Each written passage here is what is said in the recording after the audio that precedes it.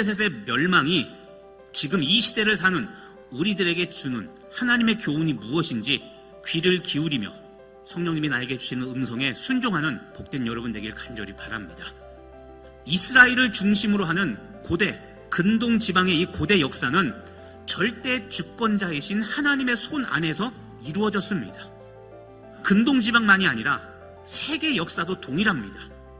여러분, 모든 나라의 흥망성쇠와 개인의 구원과 심판은 하나님의 주권에 달려있다는 것을 여러분 잊지 마시기를 바랍니다. 이 세상 역사는 하나님의 뜻, 하나님의 계획대로 하나님의 말씀이 이루어져 이 세상은 그렇게 움직여지고 있다는 것이죠. 그런데 여러분, 하나님의 말씀이 이 성취되는 과정에서 두 가지 상황이 발생되는 것을 여러분 오늘 기억하시기를 바랍니다. 첫 번째는 무엇이냐면 하나님께서 하시고자 하는 일, 하나님의 계획입니다. 이것들을 우리에게 알려주시는 경우가 있습니다. 우리가 기도할 때, 우리가 중보기도 할 때 성벽 위에 서게 하셔서 하나님이 하시는 일을 멀리 볼 수 있게 하시고 미리 볼 수 있게 하신다는 겁니다. 이게 기도자가 갖는 특권입니다. 하나님의 비전을 같이 나누시고 그 일을 위해 준비하도록 시키십니다. 두 번째, 하나님의 말씀이 성취하는 과정에서 알려주셔도 우리가 이해할 수 없고 수용하지 못하기 때문에 알려주시지 않는 경우가 있습니다. 왜 우리가 다 이해할 수 없을까요? 하나님의 말씀이 성취될 때를 한번 생각해 보시길 바랍니다. 그런데 이때는 사람의 지혜나 사람의 능력이 사용되지 않고 하나님의 지혜와 하나님의 능력이 사용됩니다.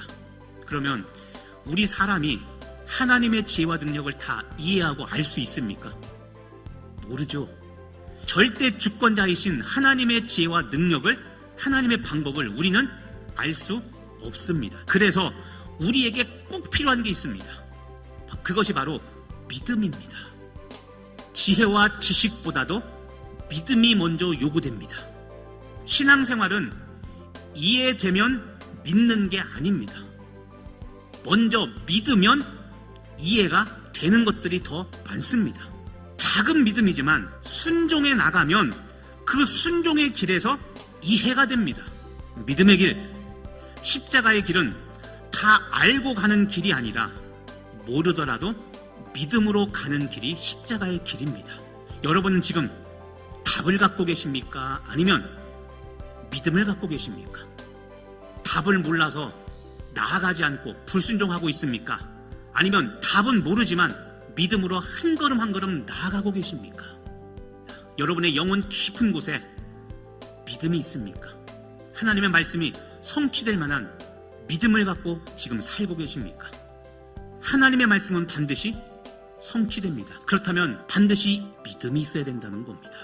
여러분이 지금 처한 지금 이때가 성벽 위에서 하나님의 말씀, 하나님의 계획을 세심히 들어야 될 때, 다시 말하면 지금 여러분이 기도할 때입니까? 아니면 이미 듣고 알았기 때문에 믿음으로 전진할 때입니까?